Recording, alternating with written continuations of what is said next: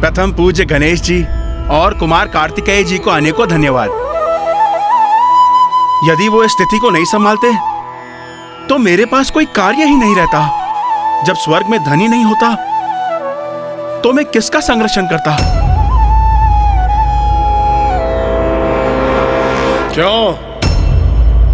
क्या कहा था तुमने कि हम सब देवताओं को यमलोक भेजोगे और हम सभी तुम्हारे आदेश पर वहां आत्माओं की गिनती करेंगे। अब देखो, स्वर्ग तो तुम्हारे हाथ से गया ही, लेकिन अब पाताल लोक भी तुम्हारा नहीं रहा।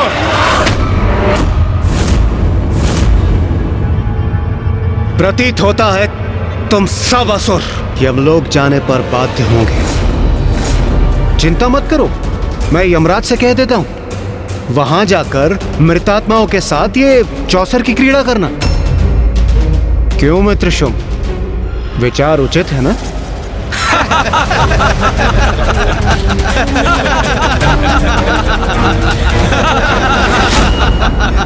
नहीं देवराजेंद्र, हम इन असुरों के समान नहीं हैं। हम कपट क्रीड़ा से इनका पाताल नहीं छीनेंगे इनसे। जो असुरों का था वो इन्हीं के पास रहेगा, क्योंकि अन्य किसी की संपत्ति पर लालच की दृष्टि रखना सर्वथा अनुचित है। और असुर महानायक शुंभ, आप सभी को यहाँ से कहीं और जाने की कोई आवश्यकता नहीं है। किंतु जो आपने मायावी पासों की सहायता से हमसे छीना था, हमें बस वही लौटाना होगा आपको। जिस पर मेरा स्वामित्व स्थापित हो चुका है, उसे मैं कैसे लौटा दूं? कुछ नहीं लौटाऊंगा मैं, कुछ नहीं।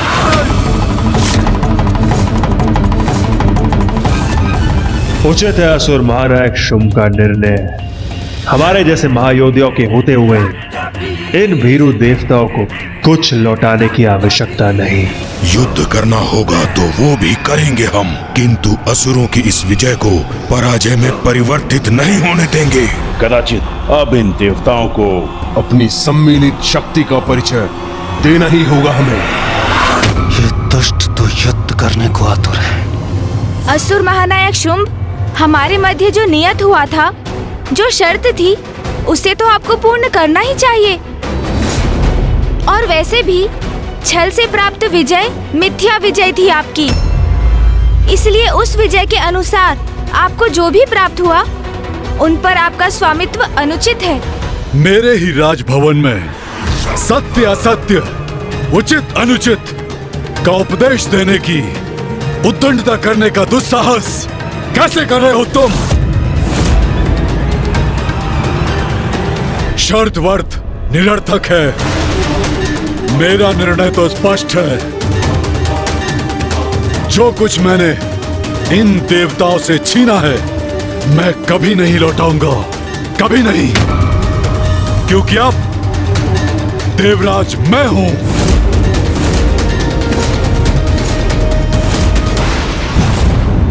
ये शुंभ क्या कर रहा है? सर्वथा अनुचित है इसका क्रोध के आवेश में बहना। इसका परिणाम भयंकर भी हो सकता है। उचित आचरण का तनिक भी ज्ञान नहीं है इन असुरों को। अतिथि के साथ ऐसा व्यवहार तो प्रथम बार देख रहा हूं मैं।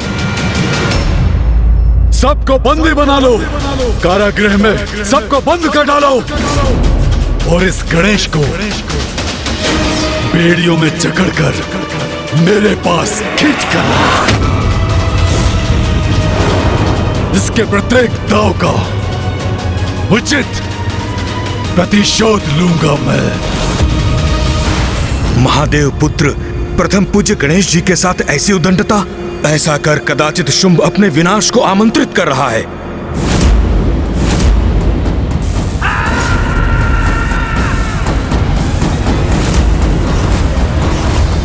अब हमारी विद्युत शक्ति के बंदी बनोगे तुम।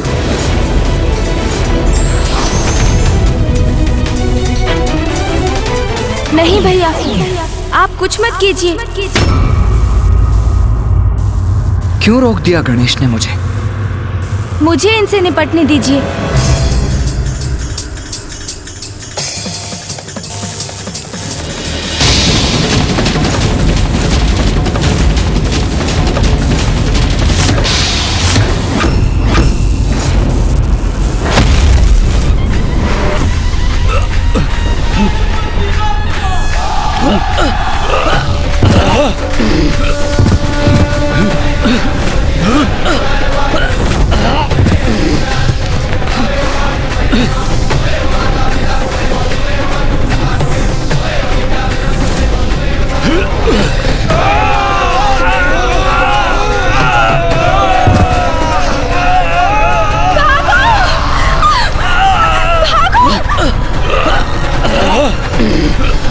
राजभवन में मुझ पर और मेरे सेनापतियों पर ही अपनी शक्ति का प्रयोग किया इसने।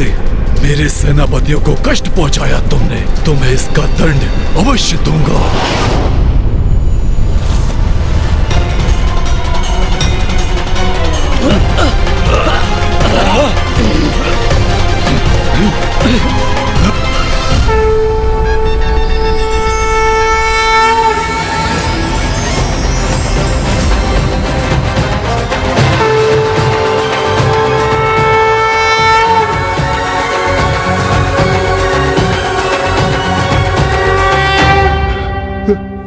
ये कैसा प्रकाश है?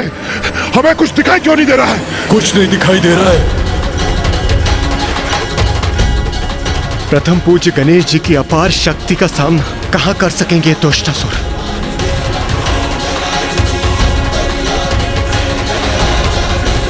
ये कैसा दिव्य प्रकाश है जिससे मेरे नेत्र चौंधिया रहे हैं? प्रथम पूज्य गणेश जी, हम कृतार्थ हो। आपने इस विनाश से हमारी रक्षा ही नहीं की, अपितु अपने इस विराट रूप के दर्शन देकर हमें धन्य किया है प्रभु।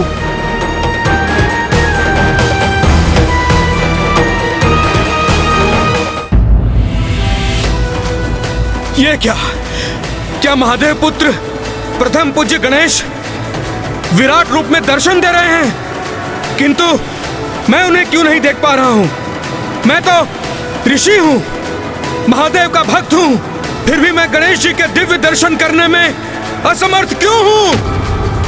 मुझे दर्शन दीजिए प्रभु, मुझ पर कृपा कीजिए, मुझे अपने विराट रूप के दर्शन से वंचित मत कीजिए।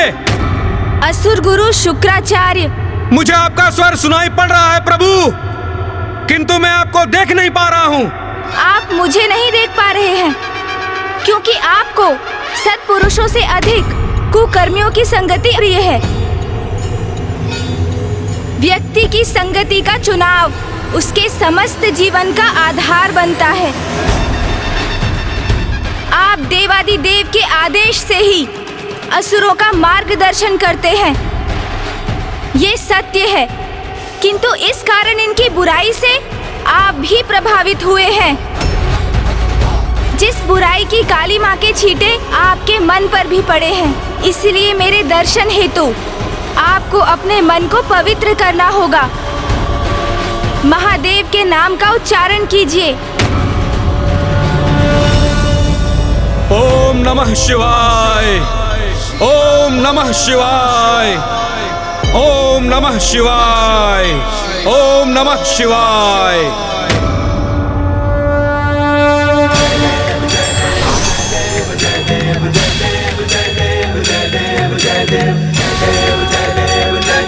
प्रभु, असुर गुरु शुक्राचार्य, आप असुरों के गुरु हैं, उनके पिता समान हैं। उनका मार्गदर्शन कर उनको विजयी बनाने का यथासंभव प्रयास करना आपका कर्तव्य है, किंतु ये तो अब आपको भी समझ जाना चाहिए कि छल का मार्ग अपनाकर आप अपने उद्देश्य में सफल नहीं हो सकते। आज आप ये क्या करने जा रहे थे? चौसर के दांव से, द्रुत क्रीड़ा से देवराज इंद्र के इंद्रासन, उनके पद और उनके स्वर्ग को उनसे छीनने जा रहे थे। आज के पूर्व भी अनेकों देवासुर संग्राम हुए हैं और असुरों ने आपके मार्गदर्शन में स्वर्ग पर अपना अधिकार स्थापित करने का प्रयास किया है, किंतु आज का ये छल तो अत्यंत अनीतिपूर्ण और निकृष्ट कृत्य था। आपके चरित्र का इतना पतन कैसे हो सकता है असुर गुरु? और इसमें जितना दोष असुर गुरु शुक्राचार्य का है, उतना ही आपका भी है इंद्रदेव।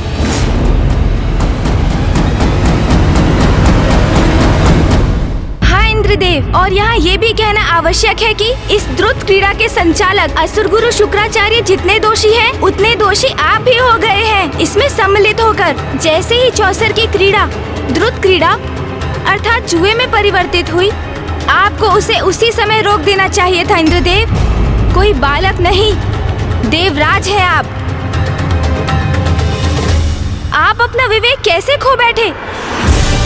देवराज होकर जुए में कैसे फंस सकते हैं आप आपको तनिक भी ज्ञात नहीं कि द्रुत क्रीड़ा का, जुए का तो एक ही संभव परिणाम है, व्यक्ति का पतन, जो आज आपके साथ भी हुआ।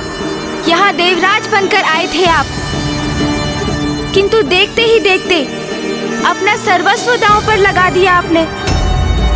मान, मर्यादा, पद, संपत्ति, अपना सब कुछ खो बैठे आप। और उससे भी अधिक दुख की बात तो ये है इंद्रदेव, उनको भी दांव पर लगा दिया जिन पर एकमात्र आपका अधिकार नहीं, सभी देवी देवताओं का भी सम्मिलित अधिकार है।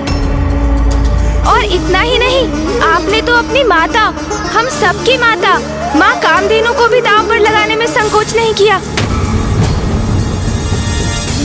आपको तो स्वयं पर लज्जा आनी चाहिए इंद्रदेव। स्मरण रहे, द्रुत क्रीड़ा अर्थात जुए की क्रीड़ा में जो भी सम्मिलित हुआ है, उसने सदा अपने पतन का मार्ग निर्धारित किया।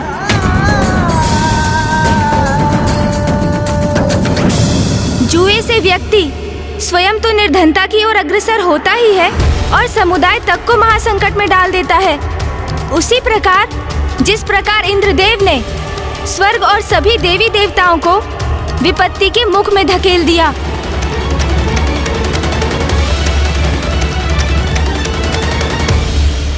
इतिहास साक्षी रहेगा कि जब जब संसार में द्रुत क्रीड़ा होगी, जुआ होगा, तब तब संसार विनाश और पतन की क्रीड़ा का भी प्रत्यक्षदर्शी बनेगा।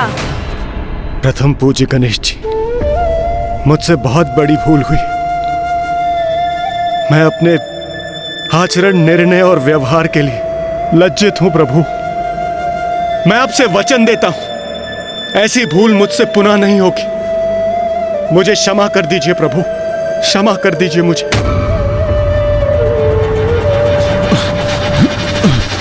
ये क्या हो रहा है?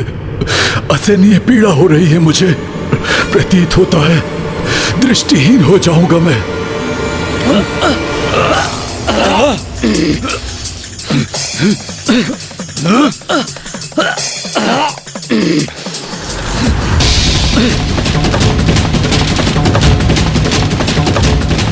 ये क्या हो रहा है? इन असुरों की दृष्टि क्यों खोती जा रही है?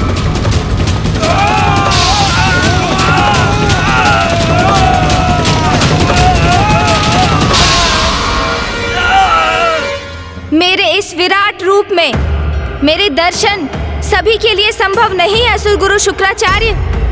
इन असुरों की संगति के कारण आप भी मुझे नहीं देख सकते थे, किंतु महादेव के नाम के जाप से अपना मन शुद्ध कर आप मेरे पंचमुखी रूप के दर्शन करने के योग्य बने। और ऐसा इसलिए हुआ क्योंकि आप एक ऋषि हैं, अन्यथा मेरे दर्शन प्राप्त करने में तो देवताओं को भी कठिनाई हो रही है। सत्य तो ये है कि जो मन, वचन और कर्म से शुद्ध है, जिनका मेरे प्रति भक्ति भाव है, वही इस रूप में बिना कष्ट पाए मेरे दर्शन कर पाते हैं।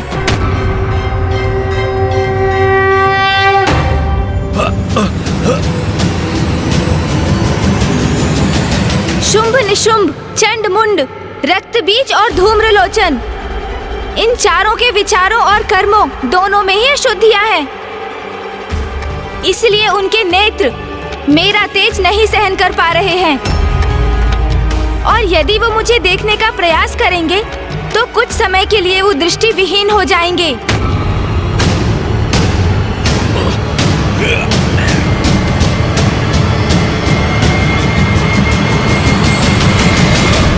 अभी भी समय है, संभल जाइए असुर गुरु। शुंभ निशुंभ और उनके सेनापतियों को ब्रह्मदेव और महादेव से वरदान अवश्य प्राप्त है, किंतु आप भूल रहे हैं, यदि वो पुनः अपनी सीमाओं का उल्लंघन करेंगे तो उन्हें उनका दंड अवश्य प्राप्त होगा। और उन्हें दंडित करने वाली शक्ति इतनी प्रचंड, इतनी शक्तिशाली होगी कि इन्हें ऐसी भयंकर मृत्यु प्रदान करेगी कि इनके शव भी नहीं पहचान सकेंगे आप। इसलिए ऐसी कोई परिस्थिति उत्पन्न मत कीजिए जिसके कारण पुनः देवासुर संग्राम छिड़ जाए, क्योंकि आपके शिष्य असुर कितने भी बलशाली क्यों ना हो जाएं, उनके अधर्म के प्रति उनका रुझान और उनका अविवेकपूर्ण आचरण उन्हें कभी विजय नहीं होने देगा।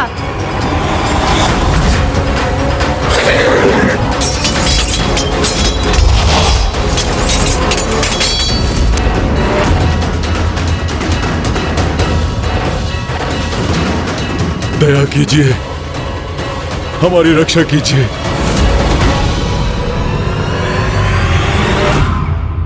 असुर गुरु शुक्राचार्य, ये मेरी चेतावनी है आपके लिए।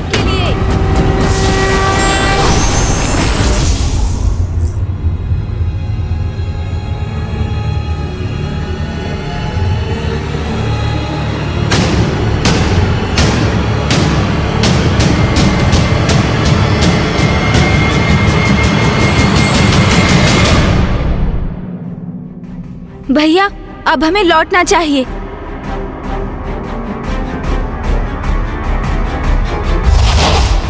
मैं इनको नहीं जाने दूंगा। मैं इनका वध कर दूंगा।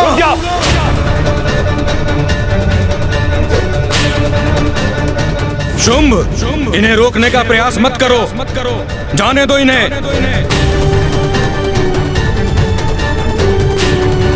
हमने इनसे जो भी प्राप्त किया है शांति पूर्वक लौटा दो।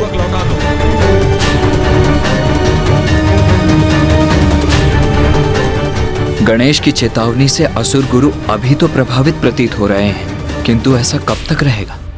तुम्हारे और इंद्रदेव के बीच यही नियत हुआ था। उस शर्त की मर्यादा का पालन करो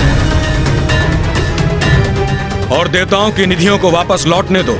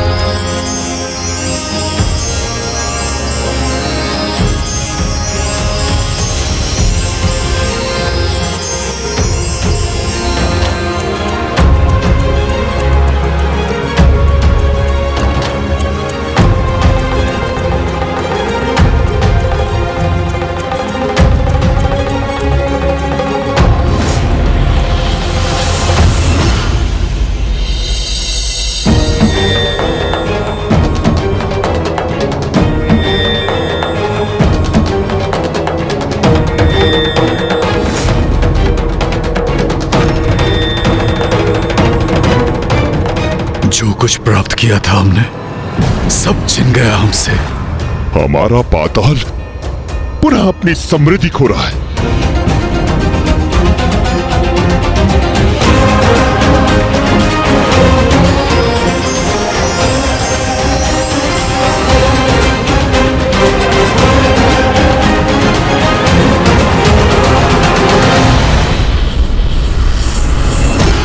हमारे भंडार अन्न से रिक्त हो रहे हैं। पाताल के वृक्ष आदि भी प्रभावित हो रहे हैं। यहाँ की प्रकृति हमसे रुष्ट हो रही है। कल्प वृक्ष के स्वर्ग लौटने से पुनः वंचित हो गए हैं हम।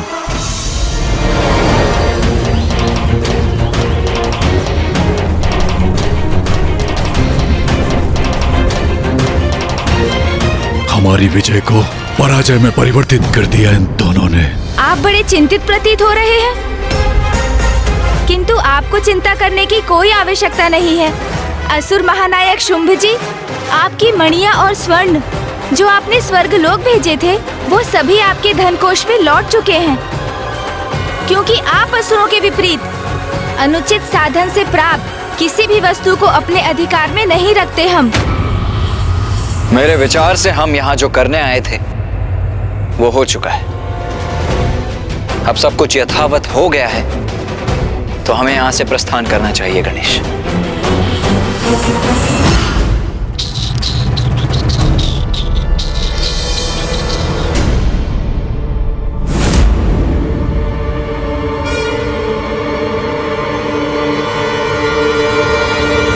अरे ये क्या? गणेश जी और कुमार कार्तिकेय जी ने तो भोजन तक स्वीकार नहीं किया। छल मैंने नहीं, आपने किया है असुर महानायक। मायावी पासों से क्रीड़ा कर अन्याय तो आप कर रहे थे। कदाचित उन्हें आरंभ से ही ज्ञात था कि यहाँ देवताओं के साथ छल हो रहा है, और ऐसे स्थान पर आतिथ्य स्वीकार कर भोजन ग्रहण करना उन्हें कदापि स्वीकार नहीं होगा।